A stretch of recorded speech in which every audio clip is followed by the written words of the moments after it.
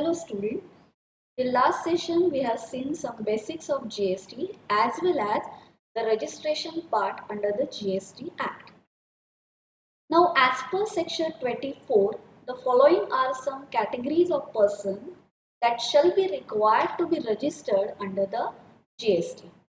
Person making any interstate taxable supply, casual taxable person making taxable supply, person who are required to pay tax under reverse charge, person who are required to pay tax under section 9(5) of CGST, that is electronic commerce operator, non-resident taxable person making taxable supply. Persons who are required to deduct tax under section 51 whether or not separately registered under this act, persons who make taxable supply of goods or services or both on behalf of other taxable person whether as an agent or otherwise. Input service distributor whether or not separately registered under the CG. Person who supply of goods and services or both other than supplies specified under section 9(5) to such electronic commerce operator who is required to collect tax at source under section 52. Every electronic commerce operator who is required to collect tax at source under section 52 shall be inserted as per the Finance Act 2018 with effect from 1st Feb 2019. Every person supplying online information and database access or retrieval services from place outside India to a person in India other than registered person, and any such person or class of person as may be notified by the government on the recommendation of the GST Council. Now let's have the look and what is the effective date of registration. Where an applicant submit the application for the registration, on that basis the effective date of registration is decided. We have seen the aggregate turnover threshold limit.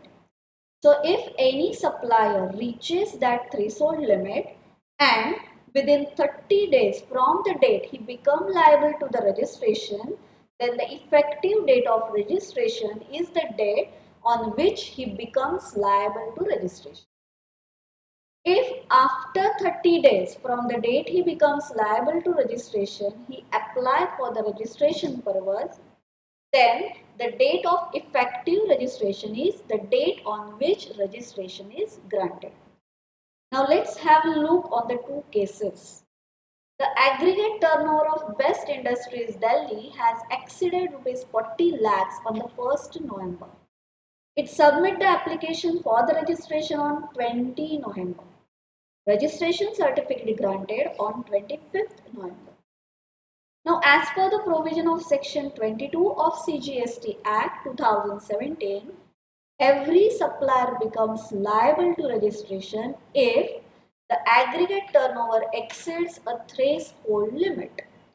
Here, aggregate turnover exceeds the limit of 40 lakhs on 1st November. It becomes liable to registration on the said date as per the provisions of section 25. Read with the rule 10 of the chapter 3 registration of CGST rules 2017 if the application for the registration submitted within 30 days from such a date, the registration will be effective from the date on which the person becomes liable to register.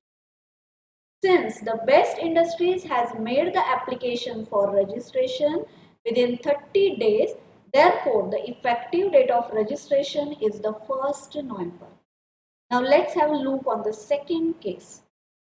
Excel Teleservices from the Manipur is an internet service provider. Its aggregate turnover exceeds rupees 10 lakh on 15th January.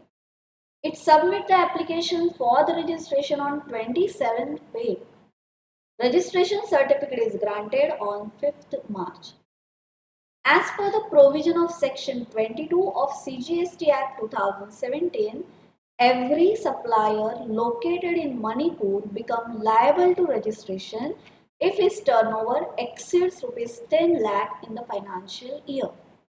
Since in the given case the turnover of Excel Teleservices exceeds rupees 10 lakh on 15th January, it becomes liable to registration on said date.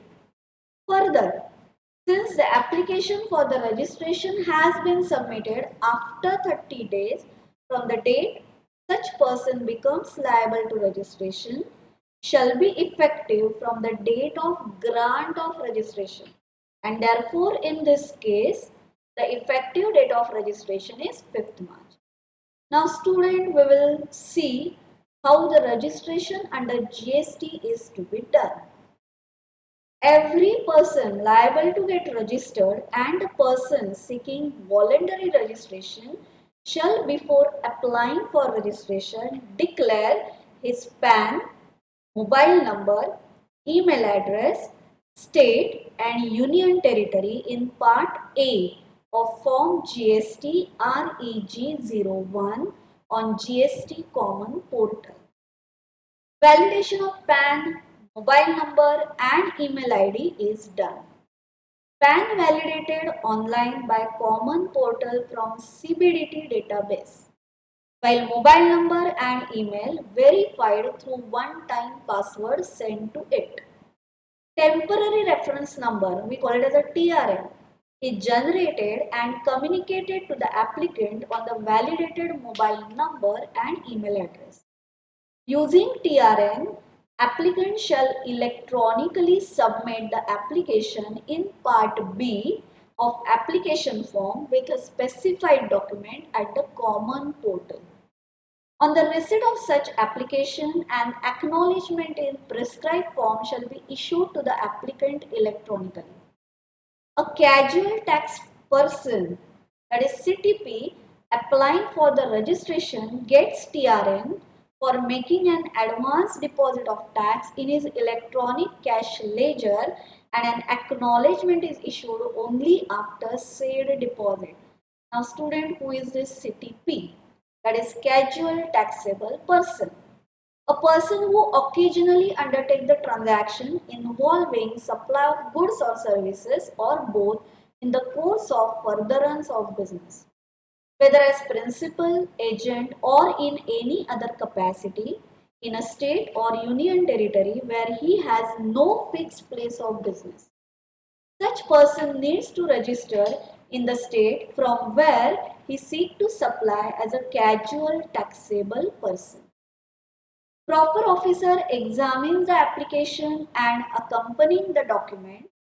If same are found in order, proper officer will grant registration certificate in form GST Reg 06. Now, if the proper officer examines the application and accompanying document, and if same are not found in order, he issues notice electronically within 3 working days from the application date, thereby seeking clarification, information or document from the applicant. Now what does the clarification include? The clarification include modification, correction of particulars declared in the application for the registration other than PAN, state, mobile number and email address. If applicant has furnished the clarification, information or document within 7 working days from the receipt of notice, and if the proper officer is satisfied with it, he will grant registration certificate in the form GST Reg 06 within 7 working days from the date of receipt of such information, clarification and document. If applicant has not furnished the clarification, information or document within 7 working days from the receipt of notice, or if the proper officer is not satisfied with the clarification, information or document, then the proper officer will reject the application for the reasons to be recorded in the writing. Now sometimes the deemed approval of application is made. Now what is this deemed approval of application? If the proper officer fails to take any action within 3 working days from the date of submission of application, or within 7 working days from the date of receipt of information, clarification, documents furnished by the applicant, the application for the grant of registration shall be deemed to have been approved. Now student, let's discuss about tax invoice, credit note and debit note, which is very important for your technical accounting part. Now who can raise a tax invoice? A registered person supplying taxable goods or services or receiving taxable goods or services from unregistered supplier. Now what is the manner for issuing the invoice? See, in the case of supply of goods, the invoice should be in triplicate. Original copy for recipient, duplicate copy for transport and the triplicate copy for the supplier. In case of supply of services, it is in the duplicate, original receipt for recipient and duplicate copy for supplier. The serial number of invoices issued during a month or a quarter shall be furnished electronically in the form GSTR 1. Now what is consolidated tax invoice? Consolidated tax invoice shall be issued for the supplies at the close of each day in respect of all such supplies where the value of supply is less than rupees 200, recipient is unregistered and recipient does not require such invoice. What is revised tax invoice? See, every registered person who has been granted registration with effect from a date earlier than the date of issuance of certificate of registration to him. So, effective date of registration and the date of issuance of certificate, it has got some time lag, it has got some time gap. So, within that time gap, the registered person may issue a tax invoice and we call it as a revised tax invoice. It should be issued within 1 month from the date of issuance of certificate of registration. The revised tax invoice shall contain the word revised invoice. Wherever applicable, indicated prominently, nature of document, serial number and the date of corresponding tax invoice. Consolidated Revised Tax Invoice CTRI. It may be issued in respect of taxable supplies made to an unregistered recipient during this period. In case of interstate supplies, CTRI cannot be issued in respect of unregistered recipient if the value of supply exceeds rupees 2,50,000 during this period. Now, bill of supply. This is one of the important document under the GST. Section 31(3)(c) will explain the bill of supply. Now, instead of tax invoice, bill of supply is to be issued in case of exempted supply or composite levy. Bill of supply issued by such a person does not contain the details pertaining to the rate of tax and the amount of tax. Further, value to be mentioned in the bill of supply is not taxable value. However, no bill of supply is issued if the value is less than rupees 200. For the purpose of the Act, any tax invoice or any other similar document issued under any other Act for the time being forced in respect of any non-taxable supply shall be treated as a bill of supply. Now let's have a glance on the receipt voucher. A registered person shall on the receipt of advance payment with respect to any supply of goods or services or both issue a receipt voucher or any other document evidencing receipt of such payment. While at the time of receipt of advance, the rate of tax and the nature of supply is not determinable, and therefore, if the rate of tax is not determined, tax shall be paid at the rate of 18%. and if the nature of supply is not determinable, the same shall be treated as an interstate supply. Now, invoice and payment voucher. It is by a person liable to pay tax under reverse charge mechanism.